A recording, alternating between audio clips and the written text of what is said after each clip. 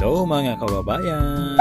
Kumustamos mi amigas, mi amigos? Ang vlog natin ngayon ay ganap namin kahapon kasi gusto namin igala si Bibing doon sa Dubai Mall. Marami kasi doong magandang tanawin, isa to sa tourist destination dito sa Dubai. Hindi kumpleto ang pagbisita mo rito kung hindi mo to mapuntahan. Nandito lang naman ang Dubai Aquarium, Underwater Zoo, Dancing Fountain at ang pinaka-the best doon ang tallest building in the world, ang Burj Khalifa na may taas na 828 meters o 2,717 feet ang taas nun na. Metro train pala ang aming sinakyan kahapon dahil ito ang pinaka-the best na sakyan kung ayaw mo ng traffic. Mabilis lang, nasa mga 18 minutes ang biyahe mula Aldriga to Dubai Mall. Nasa 10 kilometers more or less. Dadaan ka lang naman sa dalawang zone. Habang nakasakay ka sa train, enjoy mo na lang yung nakikita mo sa paligid. Maganda pa sa katabi mo ngayon.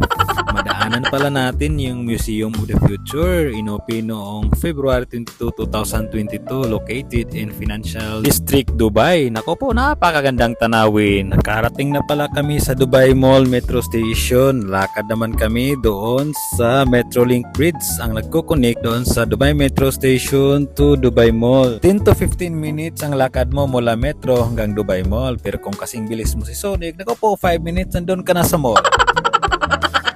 At sa wakas nakarating na rin kami sa mall at pagdating picture agad si Ining. Picture dito, picture doon. Sabi ko nga, maganda kaya mangulikta ng magandang alaala habang bata ka pa. Kasi pag ikay tumanda na, ako po, ang gandang isipin na nakapunta ka sa lugar. Balik-balikan ng mga picture o lugar na napuntahan mo. Pinuntahan pala namin yung Dubai Aquarium na isa sa pinagmalaki dito sa Dubai Mall para ma-experience naman ni Bibi yung kagandahan nito. Pagkatapos kasi, pumunta na kami sa Dancing Fountain kasi mag 6:30 na rin. Every 30 minutes kasi ang Dancing Fountain. Nag-enjoy si Bibing pati na rin si Sofia. Sa sobrang enjoy, ang sabi niya nagutom daw siya. Kaya pumunta na lang kami sa food court at kumain. At pagkatapos kaming kumain, umuwi na rin kami dahil malalim na rin ang gabi. At kung nandito ka pa rin nanonood sa aking video, ako po'y lubos na nagpapasalamat. Hanggang sa muli, babush!